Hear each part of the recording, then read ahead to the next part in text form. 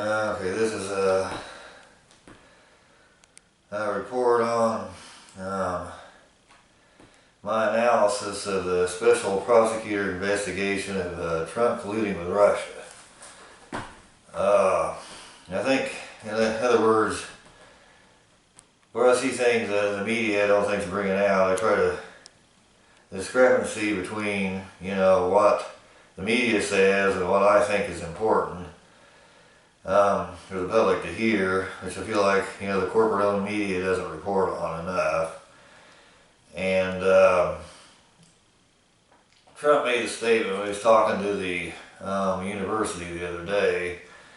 The media made him look like, he's on the verge of impeachment, which I think is just pretty much an illusion, a deception by the media. And Trump made the statement that no other president has ever been treated as viciously as I have by the media, something to that effect. I agree with him, or unfairly.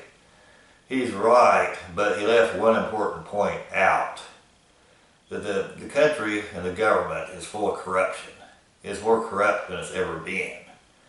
And three candidates, or four, three I guess, have tried to get elected to stop the corruption. None of them have been successful. Ross Perot was knocked off by corporate America by keeping him out, by colluding with the corporations. All went together and colluded with the Federal Election Commission, kept Ross Perot out of the debate. They knocked him off. They knocked Bernie Sanders off, probably, giving campaign money to DNC. I don't know. But they kept Bernie Sanders out, and Ralph Nader tried to get in, didn't have any success either, and Jerry Brown several years ago. They all wanted to stop corruption. That was their main platform: campaign finance reform, stopping government corruption. None of them got through. Trump's the first one that's ever gotten through. Trump has done more to stop corruption before he even got in office than Obama did the whole time. None of the other candidates, Clinton never lifted a finger to stop corruption. Obama never lifted a finger to stop corruption. George W. Bush was actually part of it and made it worse by putting Supreme Court people in, that corporate lawyers who support campaign finance corruption, made it worse with the Citizens United case. And he also made laws that gave corporate America the power to buy out the media. And that's why they haven't bothered him. Trump's the only one that's ever done anything to stop it, and that's why there's so much noise against him, and that's why you have this big, he's trying to drain the swamp, and the water moccasins are biting him, and that's why we're having this whole investigation. He's trying to stop the unholy alliance between corporate America, the media, the campaign money, and Congress.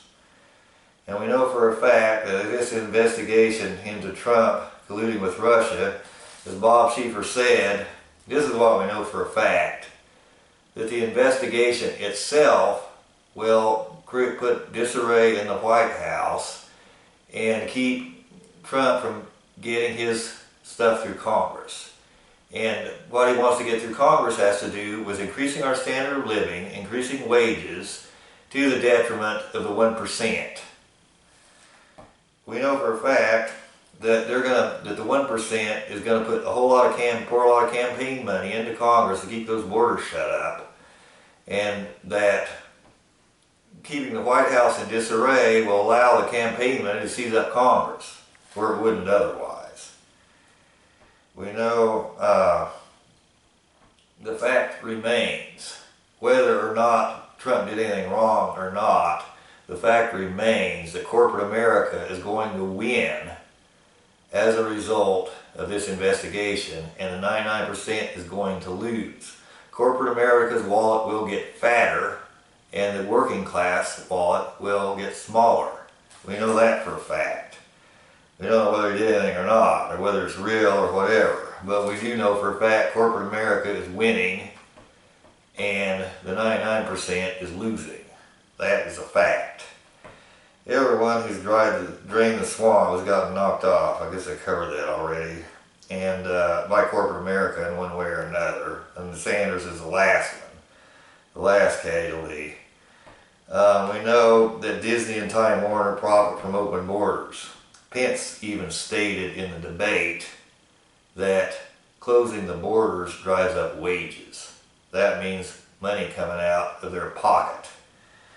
We know that Disney owns ABC. We know that Time Warner, and they changed the name of it, I guess, to some Spectrum or something else, I wonder why, I don't know, owns CNN. We know that for a fact.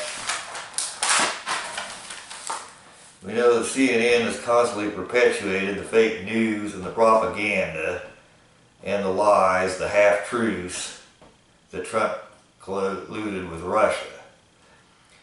We know that Clapper stated that there's no solid evidence, there's no smoking gun, and there's no probable cause that Trump had anything to do with colluding with Russia and trying to stop Hillary's campaign. Comey stated, and this is from Comey himself, the only reason the investigation was open is public interest. And we know that public interest is a direct result of CNN fake news, ABC fake news, Time Warner stands to profit from open borders, and even Bernie Sanders brought out that Disney stands to profit from open borders, and feeding the propaganda through CNN to the public. It's like a black guy, and you take an all-white neighborhood, a real ritzy neighborhood, some black guy drives his car through the ritzy neighborhood, and a cop stops him, because, hey, he's going to rob a house. That's how much evidence they have against Trump. Now, where are those people like Joey Behar and Bernstein, how are they going to argue? On the side of the black guy? I mean, because that's, in this case, is what it is with Trump. There's no more evidence. They looked into the phone calls that were made, and every phone call they made to Russia that Comey made had to do with trade and how to deal with China. It had nothing to do with Hillary's campaign. And there's no evidence Trump colluded with Russia. Yeah, I said that right. Comey had a liberal bias. I mean, there's been several reports of people who had one email that they did on a private server and ended up with a felony and are in jail. Hillary had thousands or hundreds and never went to jail. He should have been fired for that reason. And he should not have opened an investigation with no more probable cause than there is. And he even stated himself that public interest is the only reason he opened it. Now, the damn old W. Bush got in, was farther to the right than Trump, and yet you never heard any noise. And the reason why is because he was in bed with corruption himself. Like I say, he put 2 corporate lawyers in the Supreme Court, and he also gave the media to the 1%. He was part of it, and that's why you never heard any noise against W. Bush. The source of most of the noise against Trump is Time Warner and Disney. It's a power struggle, not a partisan battle. It's like apartheid in South Africa. It's a fight over sovereignty of the government. The 1% has 99% of the votes, or the sovereignty over the government, while the 99% has about 1% of the sovereignty. They don't want to lose that. They don't want the established order stopped, the establishment changed. They don't want their power base with the campaign money stopped, which Trump's trying to do with stopping the foreign lobbying and stopping the revolving door and term limits.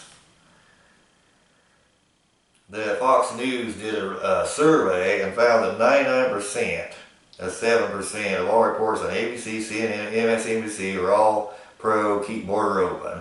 And Trump ran an ad where he said that 500,000 jobs have been created since he's been in office. And a lot of this has to do with stopping the corruption and the power that 1% has over the government and closing up the borders. And Bill O'Reilly reported there were 2 illegal aliens who raped a woman, and this mainstream media has refused to report any of this. And Trump has counteracted corporate America in order to create jobs, and they won't report that either. With this Trump investigation, the 1% is winning, the 99% is losing, in my opinion. And I guess that's all I have to say on this. I can't think of anything else. But what Trump ought to do, you know, is tell corporate media, tell Time Warner and tell Disney, he wouldn't do it. But what he ought to do is tell them, if I get knocked off, I'll do like Gerald Ford, or I'll do like Richard Nixon did. You know, when he was impeached, he resigned and appointed Gerald Ford. I'll appoint Bernie Sanders or Jill Stein, and you're going to have a whole lot more aggressive attack on your corruption when they get in than with me, and you're not going to have a no corporate tax. You're going to lose all those things if they get in, and it would serve them right, and that's what I'd do if I were him. He wouldn't have to do it, but you can sure threaten them with that. And I guess that's all I got to say on this, and thanks for watching.